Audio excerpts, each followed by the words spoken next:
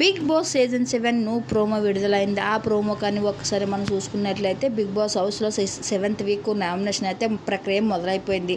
Big boss మాట్లాడుతూ 7th week nomination ప్రక్రియ మొదలైంది. ఎవరు తిన్నంగా ఉన్న కుండలని వారు నామినేట్ చేస్తూ వారు రీజన్ చెప్తూ ఒక్కొక్కరు ఇద్దరు చెప్పున నామినేట్ చేయాలని చెప్తూ ఉంటాడు బిగ్ బాస్.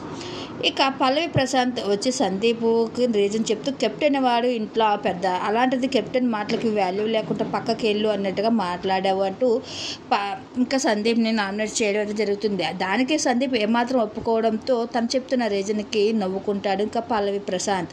ఇక పూజామూర్తి వచ్చేసి అశ్వినిని నామినేట్ చేస్తూ ఉంటుంది. అమర్ వచ్చేసి ఇక అశ్వినిని ఇంకా బోలాని నామినేట్ చేస్తూ ఉంటాడు. అశ్విని నామినేట్ చేసేటప్పుడు తన రీజన్ చెప్తూ ఉండగా ప్రతిసారి అమర్దీప్ పేరు వదిలేసి పల్లవి ప్రశాంత్ అనడంతో ఇంకా పల్లవి ప్రశాంత్ అక్కడి నుంచి ఉడిగిపోతూ ఒరే పల్లవి ప్రశాంత్ దగ్గరికి వచ్చి నిలబడరా అని అక్కడ కామెంట్ చేస్తూ ఉంటే ఇంకా అందరూ అక్కడ నవ్వుకుంటూ ఉంటారు.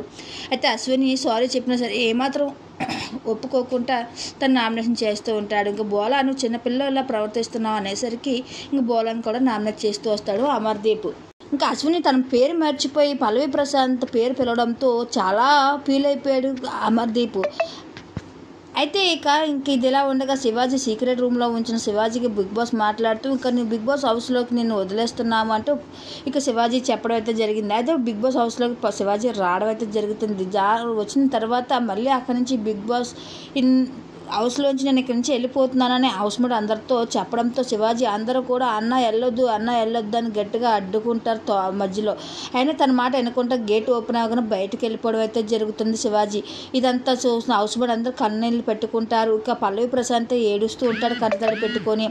అయితే అమర్ దగ్గరకు వచ్చి పల్లవి ప్రశాంత్ దగ్గరకు వచ్చి ఓదార్చడం అయితే జరుగుతుంది.